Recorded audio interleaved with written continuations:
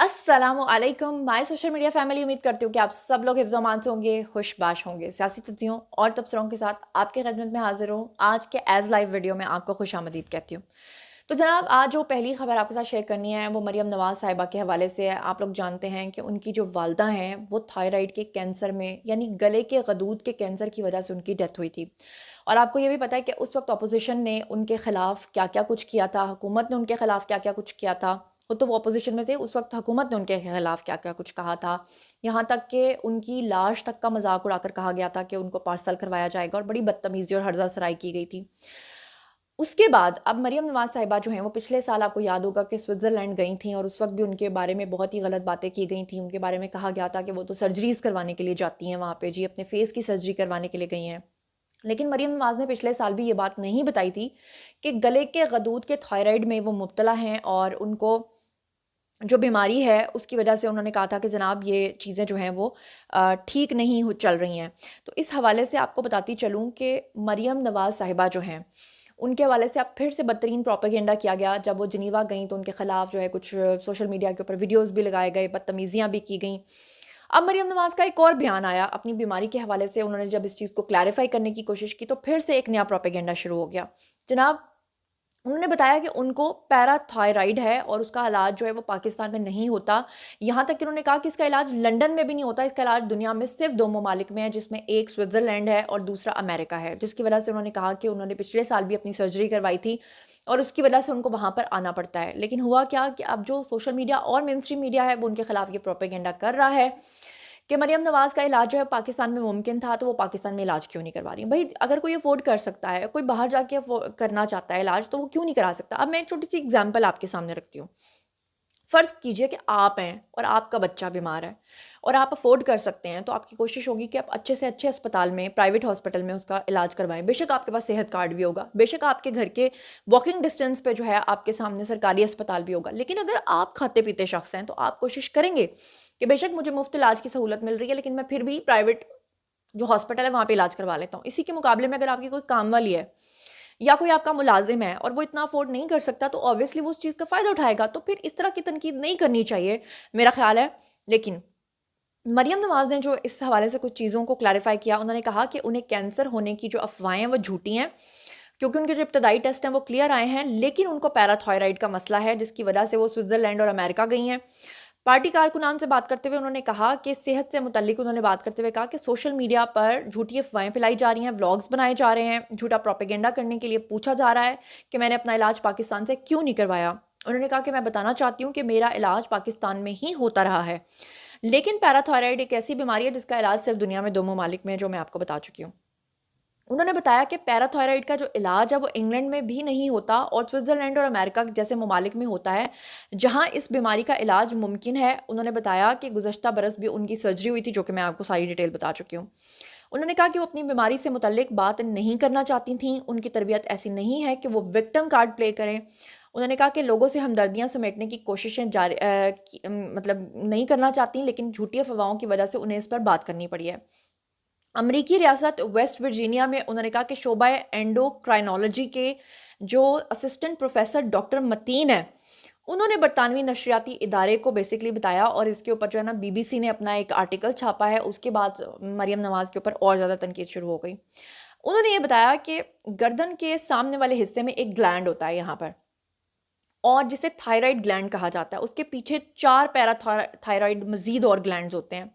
उनका बुनियादी काम जिस्म के अंदर कैल्शियम की मिकदार को कंट्रोल करना होता है। अगर उन चारों में से कोई एक ग्लैंड भी गैर मुतवाज़न हो जाए, तो पैराथायराइड हार्मोन जो है वो पैदा होना शुरू हो जाता है और वो हार्मोन जो है वो क्या करता है, वो हड्डियों में कैल्शियम को बनाने के बजाय निकालना शुरू कर देता है, जिससे खून में कैल्शियम की मिकदार और ज़्यादा बढ़ जाती है। उन्होंने कहा कि इस मर्ज़ का इलाज पाकिस्तान में क्या मुमकिन है? उनसे जब ये पूछा गया, तो पाकिस्तान के 2 डॉक्टर्स ने नाम ना बताने की शर्त पर बीबीसी को ये कहा कि पैराथायराइड का जो मर्ज़ है, उसका इलाज पाकिस्तान में हर बड़े शहर के अंदर मौजूद है। इलाज के लिए अद्वियात और इंजेक्शन भी पाकिस्तान में दस्तयाब हैं और अगर सर्जरी करनी हो, तो वो भी पाकिस्तान में मुमकिन है। जो डॉक्टर मतीन होदियाना है, उन्होंने बीबीसी को बताया कि उन इस मर्ज़ की बुनियादी सर्जरी तो पाकिस्तान में मुमकिन है, लेकिन दुनिया के बड़े मुल्कों में ये मुतारिफ़ कराई गई नई सर्जरी जो है, वो फ़िलहाल पाकिस्तान में मुमकिन नहीं है, जिसको मिनिमली इन्वेसिव सर्जरी कहा जाता है। यानी पाकिस्तान के अंदर जो सर्जरी हो रही है, उसमें बड़ा कट लगता है। لیکن جو باہر منیمل انویزیو سرجری ہے اس کا مطلب یہ کہ جسٹ ایک چھوٹی سی پن کے ذریعے جو ہے وہ تھائرائڈ تک پہنچ کے آپ کی جو سرجری ہے اس کو ممکن بنایا جاتا ہے. تو مریم نواز نے بھی اسی سہولت کا فائدہ اٹھاتے ہوئے وہاں سے اپنی سرجری کروائی تھی.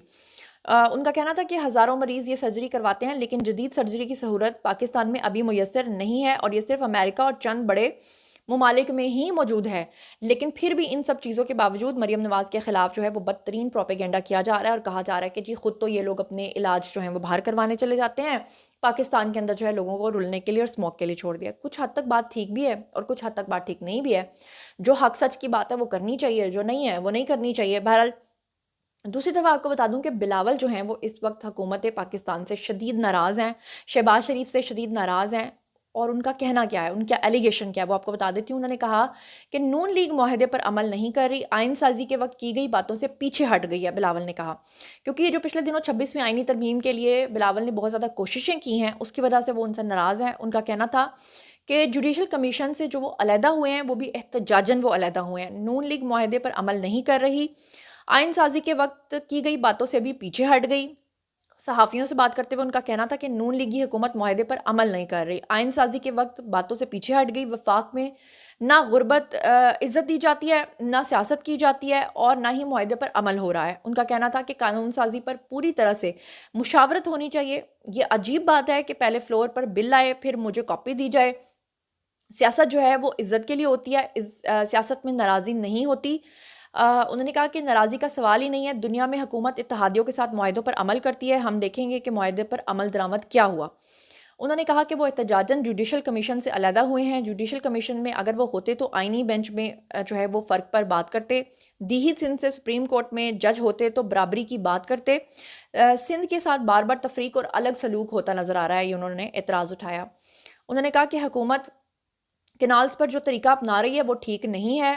انہوں نے کہا کہ حکومت پر پیٹھ پیچھے کارروائی کا بھی الزام لگایا. انہوں نے کہا کہ 26ویں آئینی ترمیم میں جب وہ مصروف تھے تو حکومت نے پیچھے کینالز کی منظوری دے دی اور اس پہ جو طریقہ کار اپنایا جا رہا ہے وہ ٹھیک نہیں ہے. چینی شہریوں کی ہلاکت کے اوپر انہوں نے کہا کہ چینی سفیر کے بیان پر چین کے شہری ہمارے مہمان اور دوست ہیں اور دہشت گردی کی سختی سے مذمت کرتے ہیں. یہ انہوں نے اس حوالے سے بات کی جو پچھلے دنوں میں کراچی میں ایئرپورٹ کے قریب دھماکہ ہوا تھا اور چائنیز کی ڈیتھ ہوئی تھی, 3 چائنیز کی.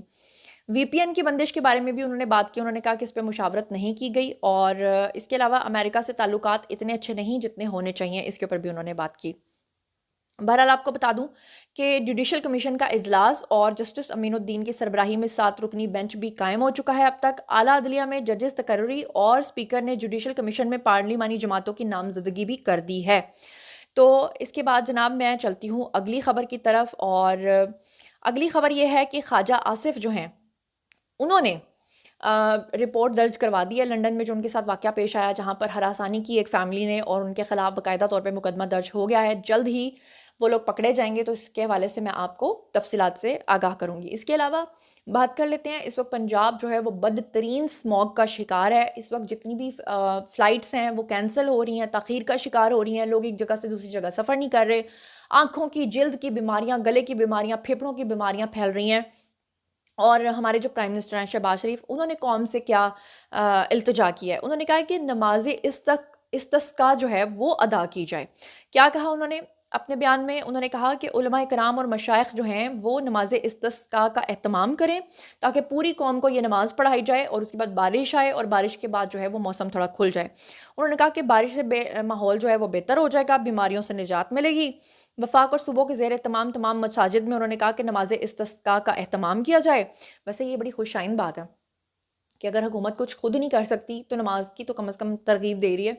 لیکن ہاں یہ اچھی بات ہے کہ دین سے آپ اس چیز کا جو ہے وہ حوالہ لے رہے ہیں کہ اگر نماز استسقاء پڑھنے سے واقعی بارش ہوتی ہے تو پڑھنے میں کیا حرج ہے. اور اس حوالے سے سیکرٹری اوقاف نے کہا کہ کل نماز جمعہ کے بعد صوبے بھر کی جو جامع مساجد ہیں ان میں نماز استسقاء جو ہے وہ ادا کی جائے گی. سیکرٹری اوقاف کا کہنا تھا کہ عالمی موسمیاتی تبدیلیوں سے پورا خطہ جو ہے وہ متاثر ہوا ہے. جیسا کہ آپ کو پتہ ہے کہ دنیا کے آلودہ ترین شہروں میں لاہور کا اور ملتان کا پہلا اور دوسرا نمبر ہے. اسموک کے تدارک کے لیے لاہور سمیت پنجاب کے مختلف شہروں میں نئی پابندیاں جو ہیں وہ عائد کی جا رہی ہیں. تو جناب اس کے حوالے سے ایک اور خبر آپ کے ساتھ شیئر کرنی ہے. توشہ خانہ جو کیس ہے، نیب کی اور عمران خان کی بشرا بی بی کی سزا جو ہے وہ کل عدم قرار دے کر کیس ریمانڈ جو ہے وہ اس کی استدعا کے حوالے سے آپ کو بتا دیتی ہوں۔ اسلام آباد ہائی کورٹ کے چیف جسٹس عامر فاروق اور جسٹس میاں گل حسن اورنگزیب نے بانی P T I Imran Khan اور بشرا بی بی کی توشہ خانہ کیس میں سزا کے خلاف اپیلوں پر سماعت کی، جس سلسلے میں نیب پروسیکیوٹر عمران خان اور بشرا بی بی کے وکیل جو ہیں وہ پیش ہوئے۔ دوران سماعت نیب پروسیکیوٹر امجد پرویز نے عدالت سے عمران خان اور بشرا بی بی کی سزا کو کل عدم قرار دے کر کیس ریمانڈ بیک کرنے کی استدعا کی، اور نیب پروسیکیوٹر نے عدالت میں یہ کہا کہ خود توشہ خانہ کیس میں سزا کے طریقہ کار سے متفق نہیں ہوں۔ انہوں نے کہا کہ میں نے اعتراف کرتے ہوئے بشرا بی بی اور عمران خان کی سزا معطل کرنے کا بیان دیا تھا۔ بانیہ پی ٹی آئی اور بشرا بی بی کی سزا کل عدم قرار دے کر کیس ریمانڈ بیک کیا جائے۔ سماعت کے دوران عمران خان اور بشرا بی بی کے وکیل نے کہا کہ یہ ایک جیل ٹرائل تھا۔ 29 جنوری کو جرا کا حق جو ہے وہ ختم کیا گیا۔ اس وقت بانیہ پی ٹی آئی کا بیان ریکارڈ نہیں کیا گیا۔ 31 تاریخ کو سوال نامہ بانیہ پی ٹی آئی کو دیا گیا اور عدالت میں سامنے ثبوت پیش کروں گا۔ جسٹس میاں گل حسن نے بیرسٹر علی ظفر سے کہا کہ 2 ہی طریقے ہیں، ایک تو یہ کہ امجد پرویز جو بات کر رہے ہیں ان کو مان لیا جائے، اور دوسری استدعا یہ کہ کیس ٹرائل کورٹ میں فرد جرم سے دوبارہ شروع ہو۔ اگر آپ یہ دونوں نہیں مانتے تو پھر ہم تکنیکی خرابیوں کی وجہ سے تکنیکی خرابیوں کی طرف جائیں گے ہی نہیں۔ بعد میں اسلام آباد ہائی کورٹ نے علی ظفر کو بانیہ پی ٹی آئی اور بشرا بی بی سے ہدایات لینے کے لیے وقت دے دیا جناب۔ اور ایک اور بڑی ہی بری خبر ہے اور انتہائی دردناک یہ خبر ہے، اور یہ سن کے ہر انسان کی آنکھ جو ہے وہ اشک بار ہو جاتی ہے۔ خبر کچھ اس طرح سے ہے کہ ملتان کا ایک ہاسپٹل ہے، وہاں پر ایڈز کا ایک مریض تھا اور اس کے پتہ نہیں ڈائلیسس ہوئے، اور وہاں پر جناب جی باقی جن لوگوں کے ہوئے ان کو بھی ایڈز جو ہے وہ منتقل ہو گیا۔ شرم آنی چاہیے ہاسپٹل انتظامیہ کو، جنہوں نے ایڈز کے مریض کے ساتھ جو ہے اس کا وہیں پر جو ہے نا ڈائلیسس کیا اور باقیوں کا بھی کیا، اور باقی سارے مریض بھی جو ہیں وہ اس میں مبتلا ہو گئے۔ اللہ معاف کرے، ایک تو وہ پہلے ہی گردوں کے مریض تھے، اوپر سے ان کو یہ بیماری بھی لگ گئی۔ اور یہ واقعہ کسی چھوٹے ہاسپٹل میں پیش نہیں آیا، بلکہ ملتان نشتر ہاسپٹل میں انتظامیہ نے اس چیز کی تصدیق کر دی ہے کہ ڈائلیسس یونٹ میں ایک مریض ایڈز وائرس پھیلانے کی وجہ بنا، اور ڈائلیسس یونٹ میں 240 مریض جو ہیں رجسٹرڈ ہیں، اور ایڈز سے متاثرہ شخص جو ہے وہ 240 مریضوں میں سے ایک تھا۔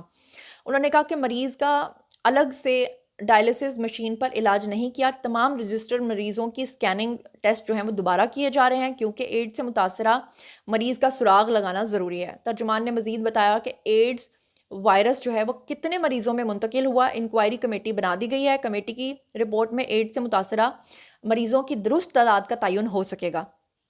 اسپتال انتظامیہ نے بتایا کہ 30 مریضوں کے ایڈز میں مبتلا ہو جانے کے بعد 2 ڈائلیسس کی مشینوں کو بند کر دیا گیا۔ سوال یہ پیدا ہوتا ہے کہ اگر ایک بندے سے اتنے 240 مریضوں یا 30 مریضوں تک وہ پھیل گیا ہے اور آپ نے ڈائلیسس کی مشینیں ہی بند کر دی ہیں، تاکہ جو آئندہ آنے والے لوگ ہیں وہ بیچارے ان کا کیا حال ہوگا۔ یہ ہمارے ہسپتالوں کا حال ہے، اور یہ ہیں جی ان کی لاپرواہی اور غفلت کا نتیجہ۔ آپ اندازہ کر لیں، اب ان بیچاروں کو کون پوچھے گا؟ پاکستان تو ایک ایسا ملک ہے جہاں پر کسی کو کمپنسیشن بھی نہیں دیا جاتا۔ بہرحال یہ تھا جناب آج کا ویڈیو۔ باری ہے جی آپ لوگوں کی، آئیے کامنٹ سیکشن میں اور بتائیے کہ آپ ان تمام خبروں کے بارے میں کیا سوچتے سمجھتے ہیں۔ جو کچھ بھی آپ سوچتے سمجھتے ہیں شیئر کیجیے، پرسنلی جواب دوں گی۔